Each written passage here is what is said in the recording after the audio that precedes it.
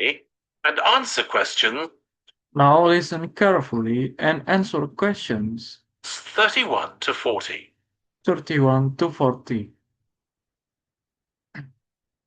This lecture will be about This lecture will be about the science of acoustics, the science of acoustics, the study of sound the study of sound in relation to urban environment in relation to urban environments such as cities. such as cities.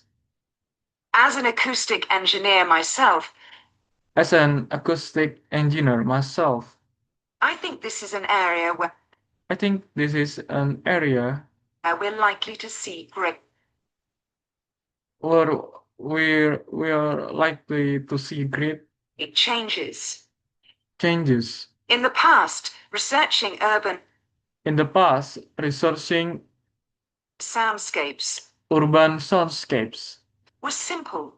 We measured levels of sound was simple. We measured levels of sound in decibels. in decibels. So I used to take my So I used to take my sound sound meter meter and I measured the noise and I measured the noise somewhere. somewhere. And then I might ask a sample of And then I might ask a sample of people to say at what people to say at what level the sound became level the sound became annoying. annoying. With data like this, With data like this, acoustic engineers had acoustic engineers have been able to build up been able to build up what we call noise maps, what we call noise maps of the sound environment. maps of the sound environment. But actually, these aren't a lot But actually, these aren't of use. a lot of use. What they do show is that What they do so the highest noise levels is that the highest noise levels are generally on roads. are generally on roads.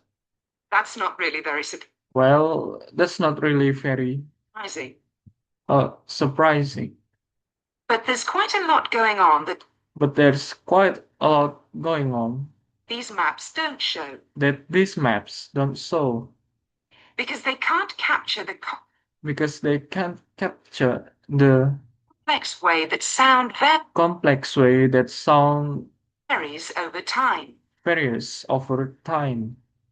So they ignore important issues such as So they ignore important issues such as the noise someone might hear the noise someone might hear from the open windows from the open windows or gardens of their or gardens of their neighbors.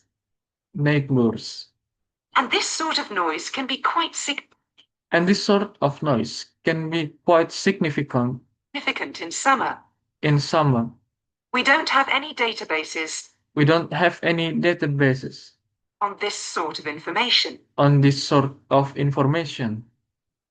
As well as that, As well as that, these records of sound these records of sound levels take no levels take no account of the fact account of the fact that people vary in their that people vary in their perceptions of noise. perceptions of noise. So someone like me with years So someone like me with years of working in acoustics of working in acoustics might be very different from you might be different, might be very different from you in that regard. in that regard. But anyway, even though But anyway, even though these noise maps are fairly these noise maps are fairly crude, crude, they've been useful in providing information they've been useful in providing information and raising awareness that and raising awareness that noise matters. noise matters. We need to deal with it. We need to deal with it. And so it's a political matter. And so it's a political method, And that's important. and that's important. We need rules and regulations We need rules and regulations because noise can cause because noise can cause all sorts of problems. all sorts of problems.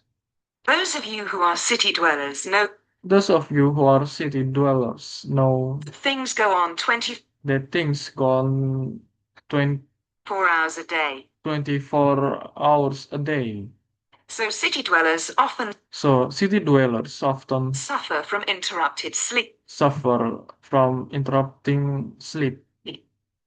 It's also known that noise can lead to a It's also known that noise can lead to a rise in levels of rise in levels of stress stress due to physical changes in the body, due to physical changes in the body affecting the composition of the affecting the composition of the blood.